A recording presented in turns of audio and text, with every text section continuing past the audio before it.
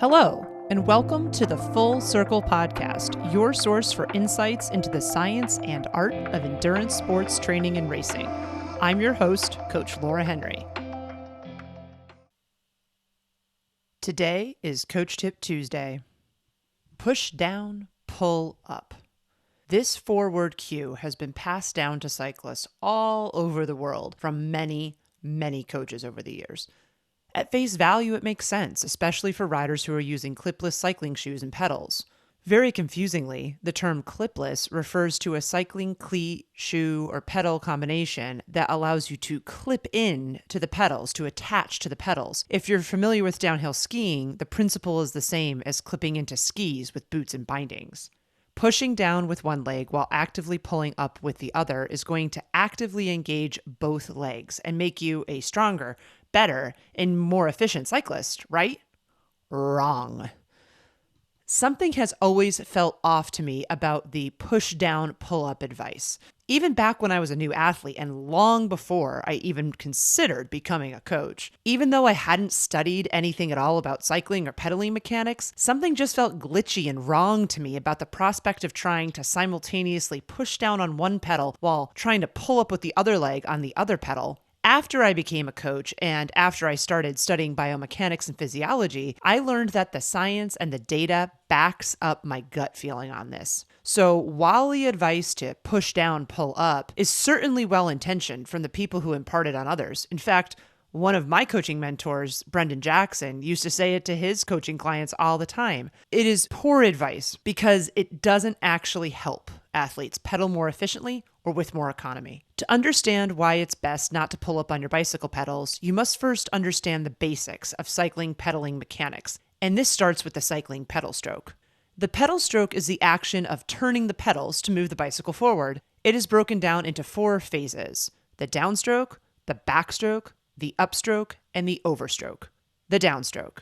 The downstroke starts at the top of the pedal stroke at 0 degrees or 12 o'clock if we're thinking about this as a clock, and it moves towards the bottom of the pedal stroke at 180 degrees or 6 o'clock. During the downstroke, power is released by one leg. The power released is a combination of muscular, inertial, and gravitational power. At the top of the downstroke, the hip and the knee are flexed, and this means that both the hip and the knee are bent, and the ankle is dorsiflexed. This means that the foot is bent or angled up, so the ankle looks like a letter L. In the early part of the downstroke, between 0 and 90 degrees, or between 12 o'clock and 3 o'clock, the goal is to push down and forward simultaneously on the pedal. The gluteus maximus and the hamstrings are the prime movers. They initiate this movement, this downward push, by extending the hip. Prime movers are also known as agonists, and they are the major force producers for a particular joint action or movement. Then, the quadriceps all contract, there are 4 of them, to initiate the extension of the knee, and this assists with bringing the foot forward through the pedal stroke. The plantar flexors of the ankle will start to push downward on the pedal. The anterior tibialis, which is a muscle that runs from the outside of your shin bone near your knee, around the front of your shin bone, down to the inside of your foot, counterbalances the plantar flexors while the ankle is in a neutral position, driving the heel down to the ground.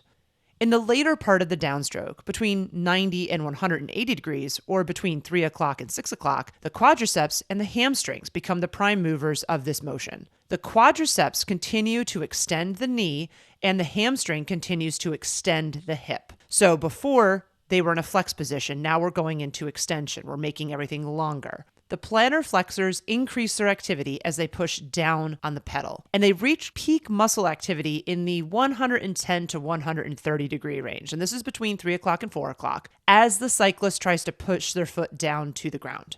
At the bottom of the pedal stroke, the knee should remain slightly flexed or bent at about 10 to 15 degrees. Never at the bottom of the pedal stroke should the knee be fully extended. We always want to have a slight bend to the knee. The backstroke.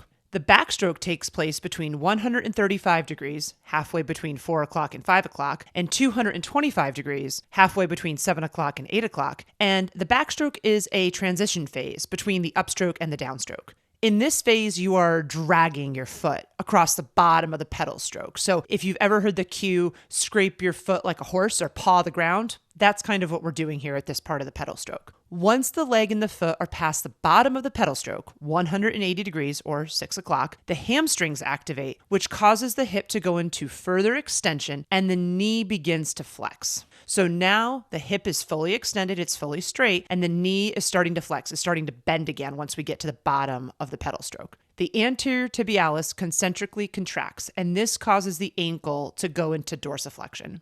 In a concentric contraction, a muscle's tension rises to meet the resistance that is being imposed on it, and the muscle shortens while it is generating force to meet and overcome that resistance. A common great example for this is to think about if you're doing a bicep curl and you bring your hand and your forearm towards your shoulder, the biceps on the top part of your arm is shortening as it meets that resistance and overcomes that resistance. The upstroke. The upstroke is the movement from the bottom of the pedal stroke to the top of the pedal stroke. It takes place starting at 180 degrees, 6 o'clock, and it continues to 360 degrees, 12 o'clock. During the upstroke, power is absorbed by one leg. The power absorbed is a combination of muscular, inertial, and gravitational power. If you remember, this is the opposite of the power that is released during the downstroke. During this phase, the hip and the knee begin to flex, and the heel begins to rise while the cyclist is seeking to pull the hip and the foot to the top of the pedal stroke. From 180 degrees until 270 degrees, or from 6 o'clock to 9 o'clock, the hamstrings are the prime movers, and they are extending the hip while flexing the knee. The soleus and the gastrocnemius, more commonly known as the calf muscles, lift the heel of the foot by plantar flexing the ankle. From 270 degrees until 360 degrees, from 9 o'clock until 12 o'clock, the iliopsoas, the rectus femoris, and the sartorius, which are collectively commonly referred to as the hip flexors, all work together to initiate hip flexion, or to bend the hip. The iliopsoas is a deep muscle that connects the spine to the lower limbs. The rectus femoris is one of the 4 quadricep muscles, and the sartorius, which connects the hip and the knee joints, is actually the longest muscle in the human body. The anterior tibialis is dorsiflexing the ankle at this time, and the cyclist is seeking to lift the foot over the top of the stroke. As they do this, the heel is slightly higher than the bottom of the foot as the entire foot comes over the top of the pedal stroke. By the top of the pedal stroke, the ankle is almost neutral. The overstroke. The purpose of the overstroke is to get the foot over the top of the pedal stroke and to begin the downstroke. The overstroke begins around 315 degrees, which is between 10 o'clock and 11 o'clock, and it ends just past 360 degrees, 12 o'clock. As the foot crosses the top of the pedal stroke, the hamstrings and the gluteus maximus initiate hip extension into the downstroke. At this point, the cyclist will drop their heel to transition into the downstroke. The iliopsoas, the rectus femoris, and the sartorius, remember, the hip flexors, continue to flex the hip. The anterior tibialis continues to provide dorsiflexion of the ankle until the top of the pedal stroke at 360 degrees. So all 4 of these phases together create the pedal stroke. And imagine this. That just took me quite a while to explain. And since this on average happens about 80 times a minute, this means that all of the things that I just described happen in your body within a second while you're cycling. The body is truly an amazing thing, folks. This overview of the pedal stroke happens in both legs, but the phases happening in each leg are opposite of each other. So, for instance, if the right leg is in the downstroke, the left leg is in the upstroke. If the right leg is in the backstroke, the left leg is in the overstroke. If the right leg is in the downstroke, you do not want to push down at all on the left leg, which is in the upstroke, because this would cause a counterforce to the right leg as it is going through the downstroke. The legs are connected to each other throughout the pedal stroke by the bicycle itself.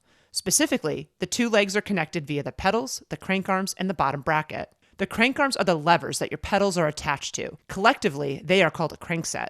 The bottom bracket connects the crank arms to the bicycle, and it allows them to rotate freely. The force applied to the crankset via the pedals is what allows this rotation to happen.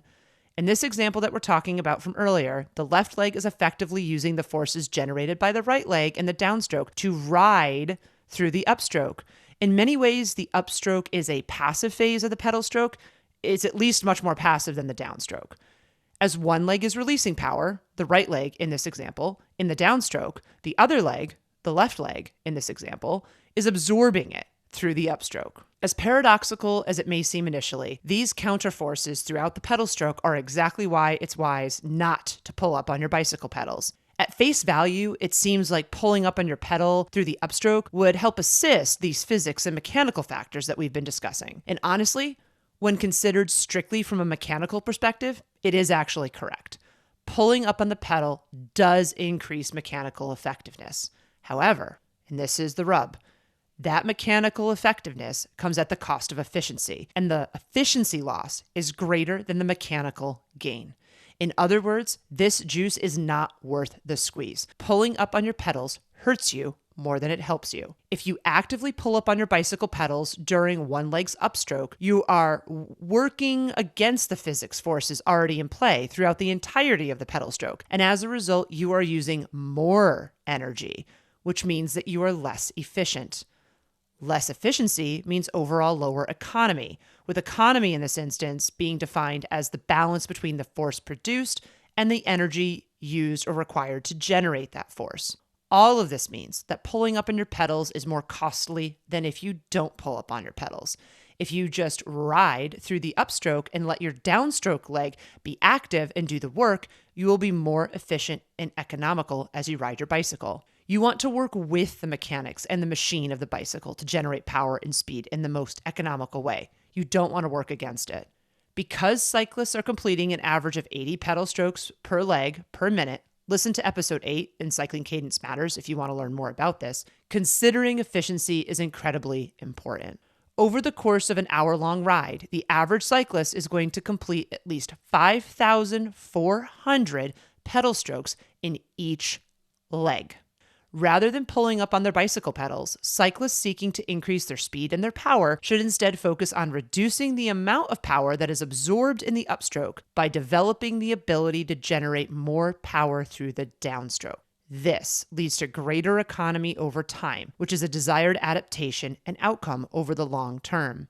Finally, pulling up on the pedals in the upstroke overuses muscles that are not intended to be used at this phase of the pedal cycle. While this does cause the loss of economy that we've been discussing, it also causes premature fatigue in the muscles that are being utilized to perform this pulling up action, and this can lead to several negative impacts. The most significant negative impact is that it increases the risk of injury.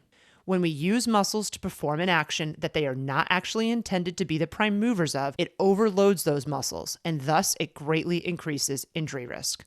Remember, managing load versus capacity is critical, and mismanaging load versus capacity is what leads to overuse injuries. Additionally, premature muscular fatigue causes decrease in performance over the course of a ride. For triathletes, this impact is even greater than it is for cyclists, as this overuse not only impacts a triathlete's bike leg performance, but their run leg performance. This is because imposing this unnecessary muscular fatigue on the bike causes triathletes to start off the run leg of a triathlon in an even more muscularly fatigued state than they should be. This snowballs into accumulated fatigue being imposed more rapidly over the course of the run, which in turn leads to decreased performance over the course of the run. As you can probably gather, it is impossible to pull up on your bicycle pedals if you are riding with flat pedals. Pulling up on the pedal is only possible if you have clipless pedals or pedal cages, because you need an interface that connects you and your foot to the pedal if you are going to be able to pull up on the pedal. Otherwise, gravity comes into play and you can't do it. There are a lot of things to love about clipless pedals. I'm a big fan. The most important thing that a clipless pedal system does, when set up properly as part of a good bike fit, is to keep the foot in an ideal position over the pedal spindle. The pedal spindle is the part of the pedal that connects to the crank arm. The pedal body, the part of the pedal that you actually press on, rotates around the pedal spindle. Ideally, the foot should be aligned over the pedal spindle so that the pedal spindle bisects the first and fifth metatarsal heads. The metatarsals are the long bones in your feet.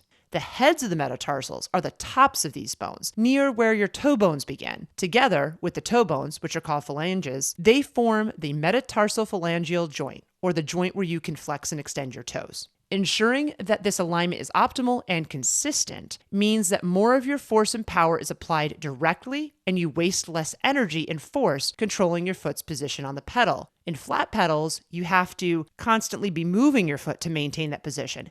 With a clipless system, it just stays there. Despite what many cyclists think, clipless pedals do not exist so that riders can pull up on one pedal while pushing down on the other. And perhaps to the chagrin of all the people who love clipless pedals, cyclists who ride flat pedals can actually have better pedaling economy than cyclists who ride clipless pedals. Yes, contrary to popular belief, flat pedals are not just for kids and hipsters. They are appropriate for all cyclists and all ability levels. Yes, this is even true for athletes riding, gasp of shock, aerodynamic triathlon bikes. This improved economy comes from the fact that a flat pedal requires the rider to focus on that downstroke drive that we were discussing earlier. As they focus on that downstroke drive, they reduce the force that is absorbed by the upstroke leg. No matter how stiff a cycling shoe is, the cleat in a clipless system will always be smaller than the width and the length of the shoe and the pedal. It just has to be. It can't be bigger than it.